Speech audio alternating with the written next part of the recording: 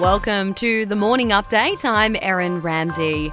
Women will hold March for Justice rallies across the country today. It follows rape allegations involving Attorney General Christian Porter and the Office of Defence Minister Linda Reynolds.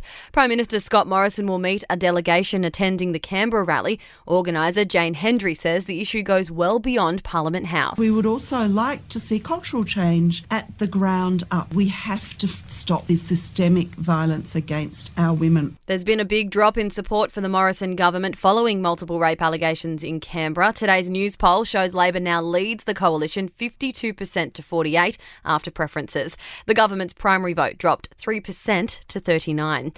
London's police commissioner is under pressure to resign after violent arrests during a vigil for a woman who was murdered last week.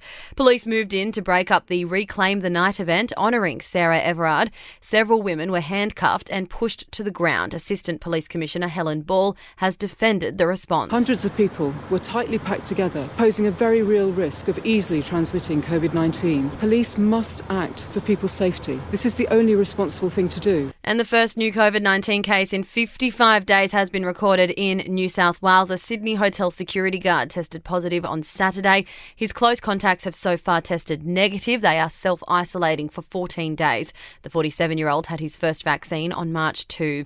To sport, the Sharks have beat the Dragons 32-18, wrapping up round one of the NRL. Sharks coach John Morris was happy with the way the players handled the wet conditions. We played here last year actually against the Eels, and if you can remember, in that torrential rain game, and we took some lessons out of that, spoke about what we learned out of that game, and that was good, I thought, because we knew it was going to be these sorts of conditions today. Canberra beat the West Tigers 30-12 after running away with the game in the second half. The Roosters are on top of the NRL ladder, followed by Penrith, Canberra, Newcastle and the Sharks. And in the A-League, Central Coast Mariners and Perth Glory have played a 2-2 draw. Western United beat Brisbane Roar 1-0 and the Western Sydney Wanderers play Wellington Phoenix tonight.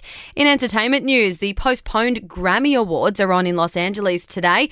Beyoncé has the most nominations with 9. Performers include Taylor Swift, Billie Eilish, John Mayer and Chris Martin, while Ringo Starr is one of the presenters.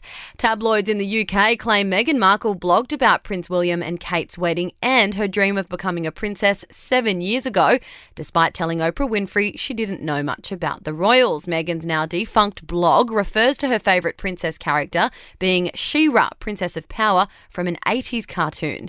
And Tom Cruise has put his sprawling mountain ranch in Colorado on the market for nearly $40 million. The lavish property, which spreads across 320 acres and has 7 bedrooms and 9 bathrooms, is tucked away in the woods and boasts breathtaking alpine views. That's the latest from the Nova Podcasts team. We'll see you this afternoon for another episode of The Update.